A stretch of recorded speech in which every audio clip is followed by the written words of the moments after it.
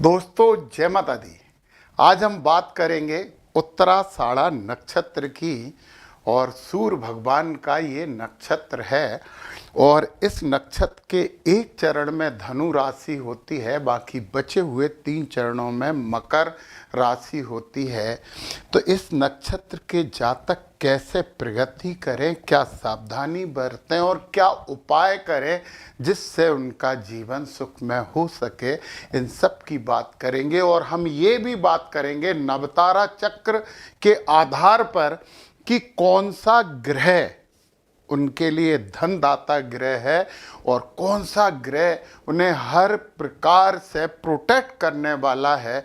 और जो धनदाता ग्रह है उसके कुंडली के सभी 12 भागों में स्थिति पर भी बात करेंगे। तो जब आप इस नक्षत्र में जन्मे हैं, इसका मतलब ये है कि आप लोग खूब आशावादी होते हैं, खुश मिजाज स्वभाव के होते हैं, नौकरी और व्यवसाय दोनों में ही आप सफलता प्राप्त कर सकते हैं, अपने मित्रों का साथ पूरी भावना के साथ देते हैं और इसी स्वभाव के कारण इन्हें अपने मित्रों से परस्पर सहयोग और सहायता हमेशा मिलती रहती है। ये लोग धनी होते हैं। इस नक्षत्र के जातक पारदर्शिता पर विश्वास रखते हैं, ना तो धोखा पसंद करते हैं और ना ही धोखा देते हैं, परंतु विपरीत जेंडर के प्रति एक अजीब आकर्षण बल इनके मन में रहता है। तो अब मैं बात करूं कि उत्तराषाढ़ा का मतलब है अंतिम विजय, स्थायी जीत। सूर्य तो नक्षत्र के स्वामी हैं और ग्रह तत्व है अग्नि, गुण सत्व प्रदान है, प्रकृति स्थिर है, मुख्य भाव धर्म है, कर्तव्य प्रतिष्ठा और दीर्घकालिक सफलता है।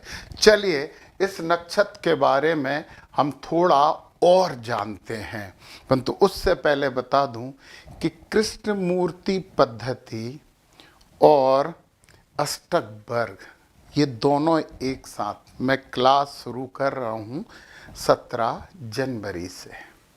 इसमें केपी को वैदिक से मैंने जोड़ा है। जिन्हें नहीं आता बिल्कुल भी, उनके लिए भी ये फ़ायदेमंद है और जिन्हें आता है उनके लिए तो और फ़ायदेमंद है। नीचे डिस्क्रिप्शन में लिंक है, उस लिंक पे क्लिक करके आप ये क्लास ज्वाइन कर सकते हैं। फीस इंस्टॉलमेंट में भी दी जा सकती है। चलिए हम बात करते हैं उत्तराषाढ़ा नक्षत्र के मानसिक एवं आंतरिक प्रकृति की। ये अत्यंत कर्तव्यनिष्ठ होते हैं, आत्मसम्मान और गौरव की बहुत भावना होती है, अहंकारी ज़्यादा होते हैं, दीर्घकालिक सोच रखते हैं, नैतिक मूल्यों के प्रति अडिग हैं, निर्णय में दृढ़ है, आत्मसंयम और अनुशासन होता है। ये भावनात्मक रूप से दूरी प्रदर्शित करते हैं और कभी कभी बहुत कठोर भी हो जाते हैं। कार्यक्षेत्र एवं कर्म दिशा, प्रशासन, आईएएस, पीसीएस, सरकार, नीति निर्माण, सेना, उच्च अधिकारी, न्यायपालिका, संवैधानिक पद, विश्वविद्यालय, शिक्षा प्रशासन, धार्मिक संस्थान, बड़ी कॉर्पोरेट लीडरशिप, भूमि निर्माण, इंफ्रास्ट्रक्चर। यह नक्षत्र तात्कालिक लाभ नहीं बल्कि दीर्घकालिक प्रतिष्ठा देता है। सबसे अच्छी बात है आपके लिए। और बात करते हैं व्यवहार, गंभीर और संयमित व्यवहार, अनावश्यक दिखावा नहीं, नेतृत्व स्वाभाविक है, वचन के पक्के हैं, सम्मान पाने और देने दोनों में स्पष्ट हैं, अधीनस्थों से कठोर पर न्यायपूर्ण व्यवहार करते हैं, भावनाएं कम व्यक्त करते हैं। स्वास्थ्य संकेत में हड्डियां और जोड़, दांत, उच्च रक्तचाप, पित्त असंतुलन, तनावजन थकान, सूर्य शांति और नियमित दिनचर्या से स्वास्थ्य संतुलित रह सकता है। चलिए हम आगे की ओर बात करें। इसके जो नक्षत्र के देवता होते हैं वो विश्वदेव होते हैं, जो सत्य, धर्म, नियम और सामाजिक व्यवस्था के प्रतीक हैं। ये बहुत महत्वपूर्ण बात है। चिन्ह है हाथी दांत, पक्षी है गरुड़, पवित्र वृक्ष है कटहल, बरगद भी, दिशा है उत्तर दिशा और नाड़ी होती है आदि। चलिए अब मंत्र है ओम ह्राम ह्रीम होम साह सूर्याय नमः। सूर्यदेव का मंत्र आपके लिए शुभ होगा, क्योंकि आपके नक्षत्र के स्वामी जो हैं वो सूर्य हैं।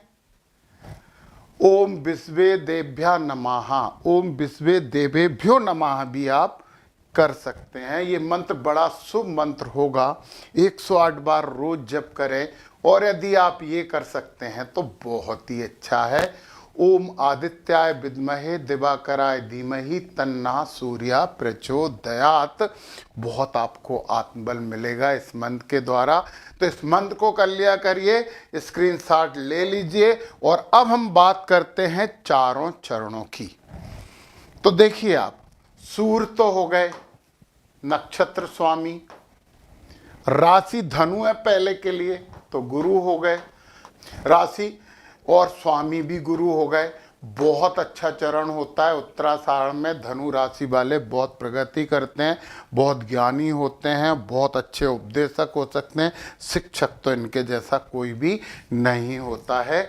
जब द्वितीय चरण की बात करें, राशि मकर है, तो सूर्य यहाँ पे आ गए, और शनि मकर राशि के स्वामी हैं, और इसके भी शनि हैं। ये मकर राशि की बात है। कर्मठ होते हैं, कठोर होते हैं, और बहुत ईमानदार लोग होते हैं, जुट के काम करने वाले होते हैं।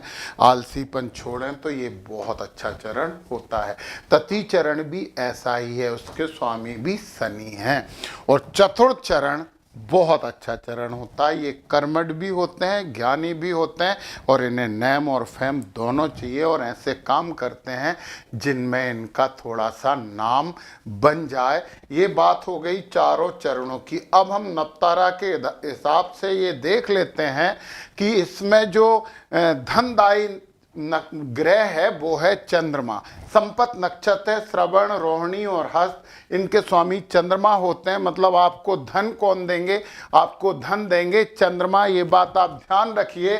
और आपके हर हालत में आपको प्रोटेक्ट करेंगे शुक्र, क्योंकि भरणी, पूर्वा फाल्गुनी और पूर्वाषाढ़ा के स्वामी होते हैं शुक्र।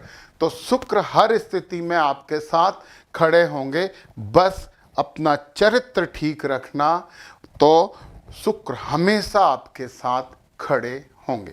मैंने बोला है विपरीत जेंडर के प्रति सम्मान रखना, चरित्र को ठीक रखना, तो शुक्र आपको प्रोटेक्ट करेंगे, नहीं तो दिक्कत होगी। ये बात आप ध्यान रख लीजिए। अब हम बात कर लेते हैं चंद्रमा की। चंद्रमा आपको धन देंगे, तो चंद्रमा को हमें ठीक करना है। तो सबसे पहले तो एक काम करिए, पूर्णिमा को चांदनी का सेवन करिए। मतलब पूर्णिमा के दिन फुल मून जो होता है, वहाँ जाके बाहर खड़े हो जाएं छत पे, चांदनी को ग्रहण करें। और दूज के दिन जो चंद्रमा ऐसा होता है ना, खड़े होके शंकर भगवान के शीश पर उस चंद्रमा की इमेज करना, सब टेंशन आपके ख़त्म हो जाएंगे, बहुत प्रगति होगी। मेरी बात मान लेना, कोशिश करें कि सफ़ेद वस्त्र पहने, चांदी धारण करें, मौसी और माता का आदर करें, सफ़ेद फूल के पौधे अपने घर में लगाएं, गाय की सेवा करें, और जब भी मौका मिले पवित्र नदियों में स्नान कर लें। जल तत्व को व्यवस्थित रखें, जल को फालतू व्यय नहीं करें, अपव्यय नहीं करें। ओम शाम सदाशिव नमो नमः इस मंत्र का जप करते रहें तो बहुत अच्छा होगा। अब मैं बात करता हूँ कि ऐसे कौन से व्यवसाय हैं जिनमें आप लाभ ले सकते हैं। तो चंद्रमा से संबंधित हैं होटल, रेस्टोरेंट, डेयरी, जल और लिक्विड से संबंधित कार, मेडिकल, मनोविज्ञान, PRO public relation officer, media, travel agency, इन सब में आप सफलता प्राप्त कर सकते हो। तो मैंने बोला है कि यदि लिक्विड से रिलेटेड कोई भी काम करोगे तो आपको हानि नहीं होगी। अब चंद्रमा जब पहले घर में होते हैं तो चंद्रमा संवेदना से जुड़े हुए हैं, वेदना से नहीं, संवेदना से जुड़े होते हैं। वेदना आप बना लेते हो, इसे बंद करिए बनाना, तो थोड़े संवेदनशील होंगे। आपके जन्म की एक बड़ी कहानी होगी, माता सुनाती होंगी कि ऐसा हुआ तेरे जन्म से पहले, परंतु बहुत अच्छे चंद्रमा होते हैं, आप सुदर्शन होते हैं। और यहाँ पे तो मैं एक बात बता दूं कि मीडिया में भी बहुत सफल आप हो सकते हो। दूसरे घर में हैं, कुटुंबीजनों से आप बहुत अच्छे संबंध रखते हो, वाणी आपकी बहुत अच्छी है, तो वाणी से संबंधित कार्यों में बहुत फायदा ले सकते हो। इस घर में यदि चंद्रमा है तो ट्रेवल एजेंसी खोल लेनी चाहिए, मतलब ऐसा काम करनी चाहिए जिसमें छोटी छोटी यात्रा हो, मूवेबल काम हो। यहाँ यदि आप हैं तो माता आपके लिए एक प्रोटेक्टिंग लेयर बन के हमेशा खड़ी रहेंगी, माता से आपके बहुत अच्छे संबंध होंगे। और यहाँ पे आप होटल और रेस्टोरेंट का कार्य कर सकते हो। फिर यहाँ पे यदि चंद्रमा बैठे हैं तो एक इम्पोर्टेंट बात मैं बता दूं कि जो शिक्षा आपने ली है उसका उपयोग नहीं करके दूसरी चीज़ में ही आप थोड़ी ज़्यादा कमाई करोगे, मतलब अपने एजुकेशन का पूरा उपयोग यहाँ के चंद्रमा वाले नहीं कर पाते। परंतु चंद्र अच्छे होते हैं, दूसरी जगह आप प्रगति करते हो। चंद्रमा यहाँ हो गए, तनाव से बचने के लिए ध्यान, योग और शंकर भगवान की आराधना करिए, नौकरी आप कर सकते हो। यहाँ पे चंद्रमा है, आपका पार्टनर बहुत अच्छा होगा, पार्टनरशिप में कोई भी काम कर सकते हो। डेयरी वगैरह आप खोल लीजिए। यहाँ के चंद्रमा थोड़ी सी समस्या होते हैं, बस तनाव से बच जाओ। एस्ट्रोलॉजी बहुत शुभ है आपके लिए, ये काम कर सकते हो। गूढ़ विद्याओं से संबंधित कोई भी काम कर सकते हो, तनाव से बचना होगा। यहाँ पे चंद्रमा है तो धर्म से जुड़िए, धार्मिक किताबें लिखिए, धार्मिक बातें करिए, बहुत अच्छा होगा। यहाँ पे चंद्रमा है तो कर्म में थोड़ी सी एकाग्रचित्ता बढ़ा के काम करना चाहिए आपको। और यहाँ पे चंद्रमा है, समाज में आपका अच्छा मान सम्मान होगा। फिर भी यहाँ के चंद्रमा भी बहुत अच्छे नहीं मानते, उपछाया भाव है ना, यहाँ पे जो क्रूर ग्रह होते हैं वो अच्छे होते हैं। परंतु एक बात बता दूं कि चंद्रमा जब कृष्ण पक्ष होता है उस समय चंद्रमा क्रूर ग्रह के जैसे व्यवहार करते हैं। यदि आपने कृष्ण पक्ष में जन्म लिया है तो यहाँ के चंद्रमा आपके लिए अच्छे हैं, तो ये भी इम्पोर्टेंट बात है। और यहाँ पे चंद्रमा की नींद की बहुत समस्या होती है, ध्यान योग करना चाहिए। एक्सपोर्ट इंपोर्ट का काम करिए, डेयरी वगैरह का काम करिए, सप्लाई का काम करिए, बहुत अच्छा आप कर पाएंगे।